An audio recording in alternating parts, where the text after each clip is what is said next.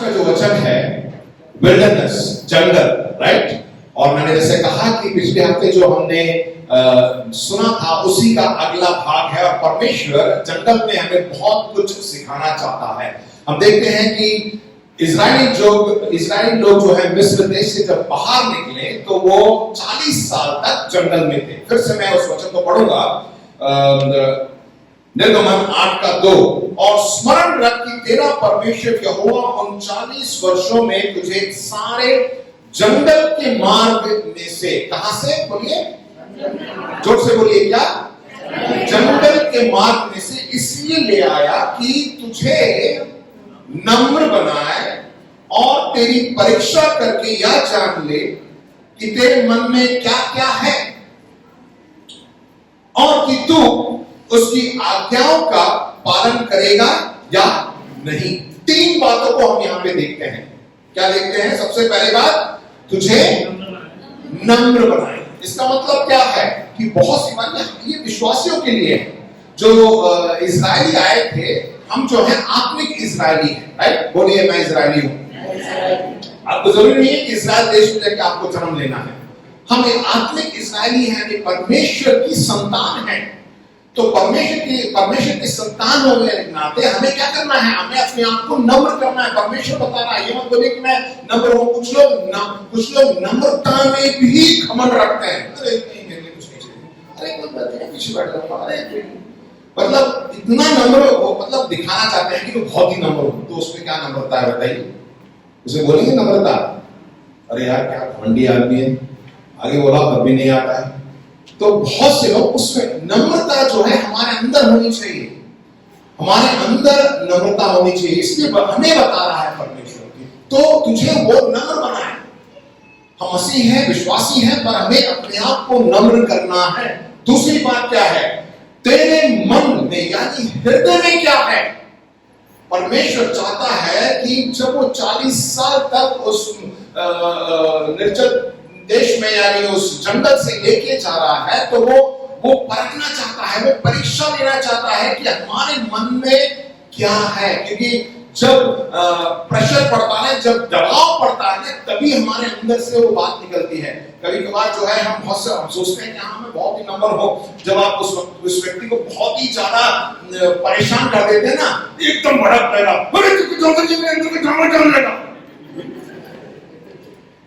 वैसे तो बहुत बढ़िया दिखेंगे, बड़े मतलब नम्र आदमी, बहुत ही। जब आप उसको परेशान करते हैं ना, तब उसका असलियत निकलती है। होता नहीं होता? हमारे साथ भी होता है, मेरे साथ भी होता है। मेरी छोटी बेटी मेरे को बहुत परेशान करती है, और इतना परेशान कर देती है, कभी बार मैं भी चिल्ला उठता हूं, चुप हो जाओ, बैठ जाओ, अभी मेरे पास आना नहीं। तो ये परिस्थिति है, परिस्थिति परमेश्वर लेके आता है। ये मत सोचिए कि ये परमेश्वर जो है ऐसी परिस्थिति लेके आता है। तो वो किस लिए? कि तुम्हारे हृदय में क्या था। क्योंकि लूका 6:45 में क्या लिखा हुआ है कि आपके हृदय की गहराई से मुंह पर क्योंकि जो मन में भरा है, हृदय में भरा है, वही उसके मुंह पर आता है। हमारे अंदर क्या है वो कैसे मालूम पड़ेगा? ऐसी परिस्थिति जब उस पर दबाव पड़ता है, तभी हमारे मुंह से वो बातें निकलती है। हम सब जो भी निकलता है मुंह से तो निकलता है। जो आप किसी को बुरा भला कहना चाहते हैं, किससे निकलेगा? मुंह से निकलेगा। और जब वो दबाव पड़ता है ना, तभी मालूम पड़ता है कि अंदर क्या है। तीसरी बात क्या है? उसकी आज्ञाओं का पालन करेगा या नहीं। उसकी आज्ञा क्या है? परमेश्वर का वचन, क्या हम उस पे चल रहे हैं या नहीं, वो देखना चाहता है। वो देखना परीक्षा लेता है। देखिए, यीशु मसीह ने भी अपने चेलों की परीक्षा ली। जब प्रभु यीशु मसीह पकड़वाने जाने से पहले अपने चेलों से बोलता है कि आज की रात जो है शैतान आएगा और चरवाहे को जो है मारेगा, उसकी भेड़ें इधर-उधर हो जाएंगी और आप सब लोग जो हैं मेरे को छोड़ के भाग जाएंगे। ठीक है, अपना मार्ग ले लेंगे। और सबसे पहला कौन बोला? पतरस बोला। क्या बोला वो? अरे मैं तो नहीं छोड़ूंगा बाबू, चाहे कुछ भी हो जाए, मैं तो तेरे साथ रहूंगा। और उसके पीछे सब चले बोले हाँ हम सब तेरे को कभी नहीं छोड़ेंगे। तो वही मत्ती 26:35 में पतरस ने उससे कहा, यदि तुझे तेरे साथ मरना, मुझे तेरे साथ मरना भी पड़े तो भी मैं तुझसे अभी कभी ना मुकरूंगा। और ऐसा ही सब चेलों ने कहा। उसके बाद पढ़ के देखिए, जब यीशु मसीह को पकड़वा के ले गए तो चेले कहां? सबसे पहला तो पतरस ही गायब। प्रभु यीशु मसीह ने बोला कि मुर्गे की बांग देने से पहले जो है 3 बार तू मुझे इनकार करेगा। उसको पढ़ के देखिए। जो मैं बोल रहा हूं ना, पढ़ना तो पढ़ना ही है। आप मेरे को मत देखिएगा, ठीक है? पढ़ना है, पढ़ेंगे तो मालूम पड़ेगा। सबसे पहला पतरस भाग गया, सबका नेता है वो, और वो भाग गया और 3 बार उसने इनकार किया। किसने कहा कि यीशु मसीह के साथ मैं तो जानता भी नहीं, पता नहीं कौन है ये। तो बाकी चेलों को तो मालूम ही नहीं कहां चले गए, ठीक है? ऐसा आप परख के देखना है। प्रभु यीशु मसीह ने अपने चेलों को परख के देखा, उनकी परीक्षा ली। आज प्रभु यीशु मसीह आज यहाँ पे आएगा तो अगर परीक्षा देगा तो हमारा क्या होगा? अपने आप को आप जांच के देखिए, ठीक है? तो मैं क्या बताना चाहता हूं, मेरे संदेश में तो पहला बिंदु है, परीक्षण का उद्देश्य यह साबित करना या प्रकट करना है कि आपके हृदय में क्या है, आपके अंदर क्या है। What is there in your heart? The purpose of test is to prove or reveal what is in the heart. What is in your heart? आपके हृदय में क्या है? परमेश्वर जानना चाहता है। देखिए, जैसे मैंने बताया कि इस्राएल लोग 40 साल तक जो है निर्जल प्रदेश में यानी जंगल में घूमते रहे। उनकी गलती नहीं, उन्होंने कोई गलत काम नहीं किया, पर 40 साल तक वो परेशानी में थी। परेशानी तो है, राइट? बताइए, अगर आपको 4 दिन कहीं पे जेल में बंद कर दिया तो आपको कैसा लगेगा? बहुत परेशानी होती है। पर यहाँ पे जो 40 साल तक वो जंगल में घूमते रहे, ये उनको परखना। ये एक चीज आप अच्छी तरह आप समझ लीजिए, परमेश्वर जो है उनकी परीक्षा ले रहा है, ठीक है? हम अपने यहाँ कुछ गलती करके अगर हम परेशानी में पड़ जाते हैं, वो उसको मत समझिए कि परमेश्वर परीक्षा कर रहा है। आपने चोरी की और जेल में डाल दिया और फिर कह रहे हैं कि हाँ परमेश्वर मेरी परीक्षा ले रहा है। सही है क्या? नहीं, ये गलत है, ये नहीं है। आपने चोरी की, आपकी गलती की सजा तो भुगत रहे हैं। परंतु यहाँ पर जो है, मैंने बताया, इस्राएली है वो, और हम आत्मिक इस्राएली हैं। और इस संसार में जब हम जीते हैं तो जीना बहुत ही आसान नहीं है, ठीक है? बहुत से लोग आपका पूछते हैं, आपके परिवारजन, आपके लोग आपको बोलेंगे कि अरे क्या हर इतवार को तुम जाते रहते हो, क्या शुक्रवार को जाते रहते हो, जब देखो यीशु मसीह, जब देखो बाइबल, जब देखो प्रार्थना। तो ऐसी बहुत सी परेशानी आती है। आपको बोलेंगे चुप हो जाओ, यीशु मसीह का नाम नहीं लेना है। ये सब बातें जब इस तरह की परिस्थिति आ जाती है तो वही परिस्थिति के बारे में यहाँ पे दिया है, राइट? आज हमारे साथ भी ऐसे जीवन में ऐसे होता है। मसीह जीवन में, विश्वासी के जीवन में भी बहुत सी ऐसी परेशानियां परमेश्वर लेके आता है। किस लिए? इसलिए कि वो जान ले कि हमारे हृदय में क्या है। देखिए, निर्गमन उसका 14वां अध्याय उसके 11 और 12 में आपकी स्क्रीन के सामने लिखा हुआ है। और वे मूसा से कहने लगे, क्या मिस्र में कब्रें ना थी? मिस्र में कब्रें ना थी जो तू हमको यहां से मरने के लिए जंगल में ले आया है? तूने हमसे या क्या किया कि हमको मिस्र से निकाल लाया? क्या हम तुझ से मिस्र में यही बात ना कहते रहे कि हमें रहने दे, कि हम मिस्रियों की सेवा करते रहेंगे? हमारे लिए जंगल में मरने की अपेक्षा मिस्रियों की सेवा करना अच्छा है। मतलब वो इतने परेशान हो गए थे, उन्होंने कहा कि अरे यार, ये जंगल से तो अच्छा क्या था, बंधुआई में रहना बहुत ही बढ़िया था। मसीह जीवन में बहुत सी बार सोचते हैं छोड़ो, आगे नहीं जाना, ऐसी रहो, ऐसी चलते रहेंगे, बढ़िया है। थोड़ा इधर, थोड़ा उधर, थोड़ा संसारिक, थोड़ा आत्मिक, और चलता रहेगा। चलो यार, पूरी तरह हमें नहीं जाना है। नहीं, वो ऐसे ही हो गए थे, बहुत ही परेशान हो गए थे।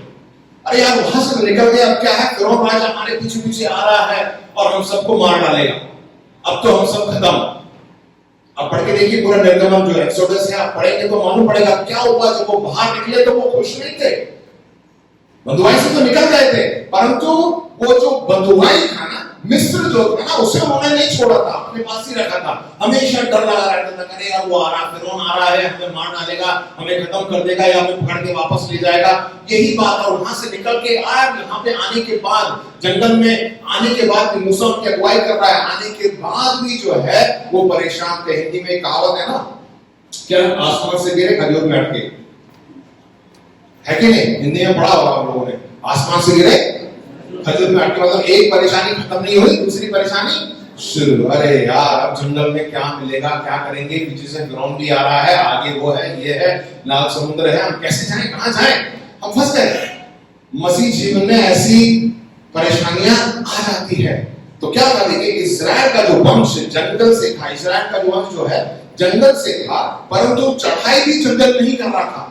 जहां जिस परेशानी से निकले वहां आगे जाके और एक परेशानी में जा रहे थे, क्योंकि परमेश्वर जानना चाहता है कि आपके हृदय में क्या है। और आप सामने विश्वासी भी जो है वचन को बांटा, आप जाके बाइबल पढ़िए कि उन लोगों ने क्या क्या बातें कही। तो मैंने एक ही वचन आपको 11-12 में पढ़ के सुनाया, पर वो हर चीज के लिए जो है वो शिकायत करते रहे, बुड़बुड़ाते रहे, अरे परमेश्वर वो था, ये था, ऐसा था, वैसा था, वो चाहिए, ये चाहिए, और परमेश्वर को जो है बहुत ही खेदित किया। तो सबसे पहली बात कि परमेश्वर जो है परीक्षण का उद्देश्य साबित करना है या प्रकट करना है कि आपके हृदय में क्या है। ठीक है, दूसरी बात हम देखेंगे, जंगल में परमेश्वर के प्रावधान को हम देख सकते हैं। हाँ, परीक्षा ले रहा है और हम जंगल में हैं, परेशान हैं, परंतु वहां पर परमेश्वर हमारी पूर्ति करता है। बोलिए हालेलुया। बताइए करता है नहीं करता, बताइए। जैसे मैंने शुरुआत में बोला ना कि हमें रहने के लिए मकान है, खाने के लिए खाना है, पहनने के लिए कपड़ा है और परमेश्वर की आशीष है। इससे ज्यादा आपको क्या चाहिए? परमेश्वर सब प्रावधान देता है, सब कुछ सारी पूर्ति करता है। और देखिए एक एक मैं वचन पढ़ूंगा, ध्यान से सुनिएगा। परमेश्वर ने देखिए उन इस्राएल लोगों को कैसे आगे बढ़ाया। वही निर्गमन 13:21 उसमें इस प्रकार लिखा हुआ है, और यहोवा उन्हें दिन के मार्ग दिखाने के लिए मेघ के खंभे में और रात को उजियारा देने के लिए आग के खंभे में होकर उनके आगे आगे चला करता था, जिसके वे रात और दिन दोनों में चल सके। आमीन। बोलिए हालेलुया। परमेश्वर हमारा मार्गदर्शन करता है। किस प्रकार मार्गदर्शन करता है? मेघ और आग के खंभे। ऐसे बताइए, इससे ज्यादा आपको क्या चाहिए? इस्राएली लोग जब वहां से निकले थे 40 साल जब जंगल में थे, तो दिन के समय वहां पे धूप ना लग जाए, आपके चेहरे में सनबर्न ना हो जाए, मैं काला ना हो जाऊं, इसलिए परमेश्वर ने क्या कहा कि ऊपर से मेघ जो है उनके साथ चलता रहा। और दिन रात में कहीं ऐसा ना हो कि जंगली जानवर आ जाए, कहीं उधर इधर गिर जाए, तो वहां पे क्या लिखा हुआ है? आग का खंभा। इससे ज्यादा आपको क्या चाहिए? एसी भी लग गया, पंखा भी लग गया, लाइट भी लग गई, और कह रहे हैं कि मकान नहीं है। आप सोच के देखिए, हमारे जीवन में प्रभु ने सब कुछ दिया है कि नहीं? आमीन, प्रेज़ द लॉर्ड। वो हमारी अगुवाई। अब ये नहीं कि उधर अब वो जैसे जहां जहां बादल जाएगा वहां वहां जहां जैसे जैसे अगुवाई कर रहा है वैसे वैसे हम जाते रहेंगे। इससे ज्यादा क्या चाहिए आपको? आपको ये क्या बोलते हैं, गूगल मैप की भी जरूरत नहीं है।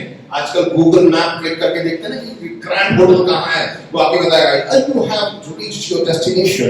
बड़े प्यार से बोलते हैं, हाँ मैं पहुंच गया। नेटवर्क की जरूरत पड़ गई है, इसके लिए पैसा डालना पड़ता है तभी चलेगा, वरना गूगल नहीं खोलेगा, गूगल चुप हो जाएगी।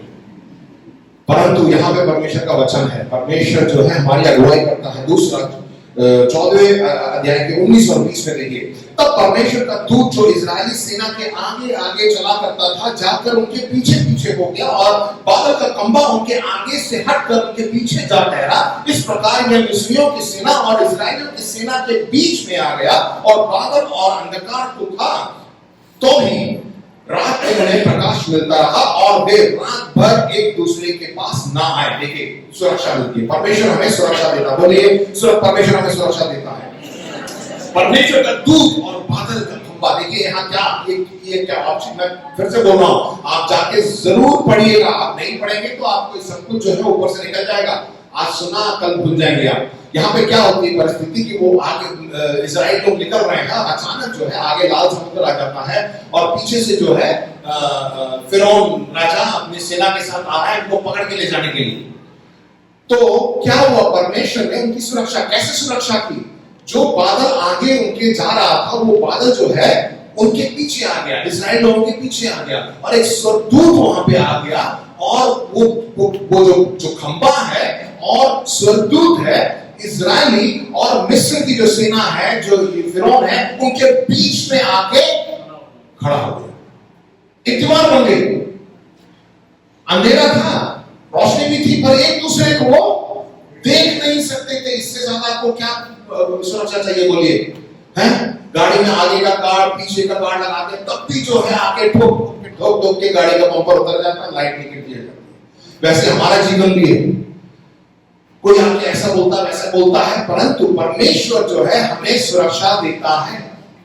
कितनी अद्भुत बात है, बताइए। आप कुड़कुड़ा रहे हैं, आप परेशान हैं, आप मतलब आपको बिल्कुल मन नहीं लग रहा, तो भी जो है परमेश्वर आपकी सुरक्षा कर रहा है। तीसरी बात देखिए, निर्गमन 14 उसके 21 और 22 में एक अद्भुत काम करता है, एक आश्चर्य काम करता है। क्या करता है? तब मूसा ने अपने हाथ समुद्र के ऊपर बढ़ाए और यहोवा ने रात भर प्रचंड पूर्व वायु चलाई और समुद्र के 2 भाग करके जल ऐसा हटा दिया जिससे उसके बीच में सूखी भूमि हो गई। तब इस्राएली समुद्र के बीच स्थल ही स्थल पर होकर चले और जल उनकी दाहिनी और बाईं ओर दीवार का काम देता था। बोलिए हालेलुया। क्या इस आश्चर्य काम से आप खुश नहीं हुए? ताली नहीं बजा सकते? आमेन, हालेलुया। कितने लोगों ने पानी का दीवार देखा है? पानी की दीवार देखी है आप लोगों ने? हम में से किसी ने नहीं देखी, पर इस्राएल ने देखी। दोनों तरफ पानी की दीवार है। पानी की दीवार छोड़िए, समुद्र को जो है 2 भाग में बट गया। हम सब टीवी पे देखते हैं, मूवी में देखते हैं, पर यहाँ पे सचमुच इनके सामने ऐसा हुआ।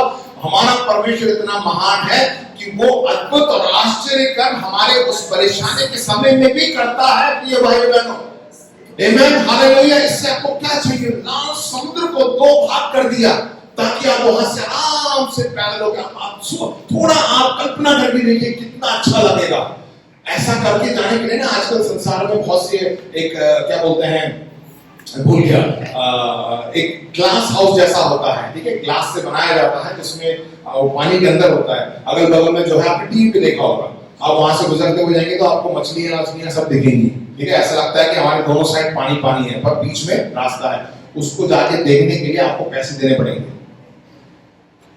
और भारत में पता नहीं है या नहीं, ठीक है, विदेश में बहुत ऐसे हैं, ठीक है। पर उसमें जो है यहाँ पर मिस्रियों को, सॉरी इस्राएलियों को परमेश्वर ने ऐसा अद्भुत करके दिखाया। अनुभव देखिए कैसा अनुभव, आप सोच के दिखा, आप ये मत सोचिए कह रहे हो तब पानी साहब तो तब हुआ, अभी भी परमेश्वर कर रहा है।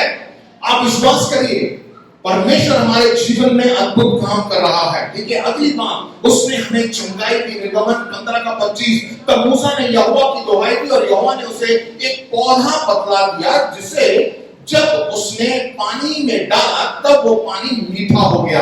वो आगे ये देखिए, मैंने बताया इस्राएल लोग आगे बढ़ रहे थे, वहां गए तो वो बिल्कुल मतलब प्यास लग गई थी, और वहां पे जब पानी पिया तो पानी कैसा था? कड़वा था। हमारे जीवन में कड़वाहट होती है, बहुत सी कड़वाहट होती है। अरे यार वो आ गया, मतलब किसी के अंदर, किसी के बारे में ना हमारे अंदर कड़वाहट रहती है, बहुत सी कड़वाहट रहती है, पर परमेश्वर चंगाई देता है। आमेन, हालेलुया। परमेश्वर चंगाई देता है। उसने क्या किया? उस पानी को भी मीठा कर दिया। जो व्यक्ति से आप घृणा करते थे, आप उसको बिल्कुल नहीं चाहते थे, परमेश्वर जो है आपके मन को बदलेगा, आपको चंगा करेगा ताकि आप उससे प्रेम करें, क्योंकि भाई उसको भी तो स्वर्ग जाना है, उसको उसकी जिम्मेवारी आप ही की है। कहीं ऐसा ना हो कि उसको आपने छोड़ दिया और न्याय के दिन में वो आपके ऊपर उंगली उठाएगा, अरे यार तूने मेरे साथ दुश्मनी भी की, और इतना ऐसी दुश्मनी की कि तूने मुझे यीशु मसीह के बारे में नहीं बताया, मैं आज नरक में, तू स्वर्ग में है। तो आपको कैसा लगेगा? अच्छा नहीं लगेगा। चाहे कोई भी हो, दुश्मन भी हो, हमें सुसमाचार सुनाना है ताकि उसको भी हम स्वर्ग में देख सकें। आमेन। परमेश्वर के लिए जोर से ताली बजाइए। आमेन, हालेलुया। आपस में करके बोलिएगा, सोइए मत, अभी और भी है। आमेन, प्रेज़ लॉर्ड। सचमुच आप लोग जग रहे हैं। आगे देखिए, परमेश्वर हमारा प्रावधान पूर्ति करता है। ये बात साहब ने पिछली बार बताया था, निर्गमन 16, 12 और 15, ज्यादा समय नहीं लगता। यहाँ पे देखिए वो गुड़गुड़ाने लगे, अरे यार हमें तो वहां मिस्र में प्याज मिलता था, लहसुन मिलता था, मीट मिलता था, वो मिलता था, ये परमेश्वर ने बोला अच्छा भाई यार तुम्हें पेट की बहुत चिंता हो रही है, लो तुम्हें मैं क्या कर देता हूँ। क्या लिखा हुआ है? संध्या के समय जो है तुम्हें मांस खाओगे और सुबह सुबह उठते ही गरम गरम तंदूरी रोटी भी मिलेगी। इससे ज्यादा क्या चाहिए? आमेन, हालेलुया। परमेश्वर हमारी पूर्ति करता है। परेशानी के समय में जो है परमेश्वर हमारी पूर्ति करता है। आगे क्या है, वो हमें संतुष्ट करता है, हमें तृप्त करता है। 17-16 निर्गमन 17-16, देख मैं तेरे आगे आगे चलकर पूरे पहाड़ में की एक चट्टान पर खड़ा रहूंगा और तू उस चट्टान पर मारना, तब उसमें से पानी निकलेगा जिससे ये लोग पिए। आगे जैसे जैसे वो आगे जंगल में बढ़ रहे थे, उनको कहीं भी पानी नहीं मिला, बहुत प्यासे हो गए। हमारे जीवन में भी जो है बहुत सी बार हम बहुत प्यासे, आपके जीवन में जो है प्यास हो जाए, ऐसा लगता है कि सब कुछ सूख गया, सब बेकार है, सही नहीं चल रहा है, मेरा जीवन बेकार हो गया। परंतु परमेश्वर क्या करता है, वहां पे भी मूसा से बोलता है कि उस चट्टान पर तू मारना और वहां पे क्या निकलेगा, पानी निकलेगा। परमेश्वर जो है हमें पीने के लिए जीवन का जल देता है। वो जीवन का जल क्या है, परमेश्वर का वचन। बोलिए प्रभु यीशु मसीह जीवन का जल है, प्रभु यीशु मसीह का वचन जीवन का जल है। आमेन, हालेलुया। परमेश्वर हमें पीने के लिए जीवन का जल देता है, आपको तृप्त करता है। आमेन। तीसरी बात, मैं 3 बातों को बता रहा था। सबसे पहले जो है परीक्षण किस लिए आता है, परीक्षण का उद्देश्य या साबित करना है या प्रकट करना है कि आपके हृदय में क्या है। परमेश्वर परीक्षा ले रहा है आपके हृदय में क्या है। दूसरी बात हमने देखी कि जंगल में परमेश्वर का प्रावधान भी हम देखते हैं, परमेश्वर हमारी सारी पूर्ति भी करता है। तीसरी बात जो मुख्य बात है, परमेश्वर के साथ घनिष्ठता भी जंगल में ही आती है। बहुत सी बार हम अपने जीवन में इतने व्यस्त हो जाते हैं तो हमें बिल्कुल समय नहीं मिलता परमेश्वर के साथ समय व्यतीत करने के लिए। सुबह उठते ही जो है किसका व्हाट्सएप आया, किसका मेल आया, किसका वो आया, अरे यार आज तो ये मीटिंग है यार, चलो तैयार हो जाओ, फटाफट ब्रश किए, नहा लिए, भाग गए। परमेश्वर के पास परमेश्वर के समय नहीं है, इतने व्यस्त हो जाते हैं। तो परमेश्वर भी कभी कभार सोचता है अच्छा तो बहुत व्यस्त है, बस एक बार उसने उंगली रख दी तो बस आप इस परिस्थिति में बन जाएंगे। कौन से, जंगल की परिस्थिति में। मुझे बहुत अच्छा लगा, एक मेरे फेसबुक मित्र हैं, उन्होंने लिखा था, उनको कोरोना हो गया था, अस्पताल में जो है भर्ती कर दिया था, बुजुर्ग हैं वो, तो आईसीयू में डाल दिया था। तो उन्होंने लिखा ICU, right, intense care unit, और उन्होंने लिखा हुआ था कि उस जगह पर मुझे रख तो दिया था पर मुझे, मैं हर दिन मैं ICU, मैं तुझे देखता था, ISEEU, मैं प्रभु को देखता था। उन्होंने जितने दिन वो रहे, उन्होंने कहा कि मैं सिर्फ और कुछ तो नहीं। अब भाई जब कोरोना हुआ था तो मोबाइल भी नहीं दिया था ICU में, तो मोबाइल लेके नहीं जा सकते, इलेक्ट्रॉनिक इंस्ट्रूमेंट्स कुछ भी नहीं है, कोई जाके मिल भी नहीं सकता। तो कौन है वहां पे, सिर्फ डॉक्टर है और वहां कंपाउंडर है जो देखभाल करते हैं। उससे आप कितनी बात करेंगे आप। डॉक्टर जब भी डॉक्टर से कुछ बोलेंगे, हाँ ठीक है सही हो रहा है, लेटो, ये बोल के जाएगा, 2-3 इंजेक्शन और डाल जाएगा। परंतु कौन है हमारे साथ, परमेश्वर है। परमेश्वर के साथ उन्होंने जो है अपना समय व्यतीत किया। कभी कभार हम अपने जीवन में इतने व्यस्त हो जाते हैं तो परमेश्वर चाहता है कि बहुत घूम ले बेटा, तो अब थोड़ा जंगल में आ जा, ताकि मैं तेरे साथ समय व्यतीत कर सकूं, तू मेरे साथ बातें कर सके। देखिए उसी जगह पर परमेश्वर की उपस्थिति को हम देखते हैं। निर्गमन उसके 19-16 से 20 में, मैं इसको पढ़ देता हूं, आप ध्यान से सुनिए। नींद तो नहीं आ रही ना, सब घर पे खाना बना के आए हैं, जाके बनाएंगे, इतवार है, लेट चलेगा, कोई बात नहीं, ठीक है। तो अगले 10 मिनट में मैं समाप्त करूंगा। निर्गमन 19-16-20 देखिए। तब तीसरा दिन आया, तब भोर होते ही बादल गरजने और बिजली चमकने लगी और पर्वत पर काली घटा छा गई। फिर नरसिंगे का बड़ा भारी शब्द हुआ। देखिए वहां पे कोई संगीत बजाने वाले नहीं थे, परंतु इजरायलियों ने जो है वो आवाज को सुनी और छावनी में जितने लोग थे सब कांप उठे। जब तक मूसा लोगों को परमेश्वर से भेंट करने के लिए छावनी से निकाल ले आया और वे पर्वत के नीचे खड़े हुए, तब यहोवा जो आग में होकर सीने पर्वत पर उतरा था। देखिए इसको कल्पना करके देखिए, परमेश्वर जो है उस सीने पर्वत पर जो है उतर रहा है। आमीन, जोर से बोलिए हालेलुया। और यहोवा जो आग में होकर सीने पर्वत पर उतरा था, इस प्रकार स्मरण समस्त पर्वत धुआं से भर गया और उसका धुआं भट्टे का सा उठ रहा था और समस्त पर्वत बहुत कांप रहा था। फिर जब नरसिंगे का शब्द बढ़ता और बहुत भारी होता गया, तब मूसा बोला और परमेश्वर ने वाणी सुनकर उसको उत्तर दिया और यहोवा सिने पर्वत की चोटी पर उतरा और मूसा को पर्वत की चोटी पर बुलाया और मूसा ऊपर चढ़ गया। आमीन, हालेलुया। ये बादल, ये मेघ, ये धुआं किसको दर्शाता है? परमेश्वर की उपस्थिति। क्या हम अपने मसीह जीवन में भी इस परिस्थिति को महसूस करते हैं? क्या परमेश्वर की उपस्थिति में जब हम परेशान रहते हैं, जब हम जंगल में हैं, क्या हम परमेश्वर की उपस्थिति को पहचान रहे हैं? क्या हमारे जीवन में इस तरह का कोई अनुभव है? देखिए, परमेश्वर चाहता है, परमेश्वर उस समय में भी जो है वो चाहता है कि हम जो है उस उपस्थिति को महसूस करें। आमीन। परमेश्वर की उपस्थिति, वहां इज़राइल लोगों ने उसको देखा, अनुभव किया, उन्होंने सुना। आमीन, हालेलुया। और ऐसी उपस्थिति परमेश्वर चाहता है कि हम भी उसकी उपस्थिति में रहें।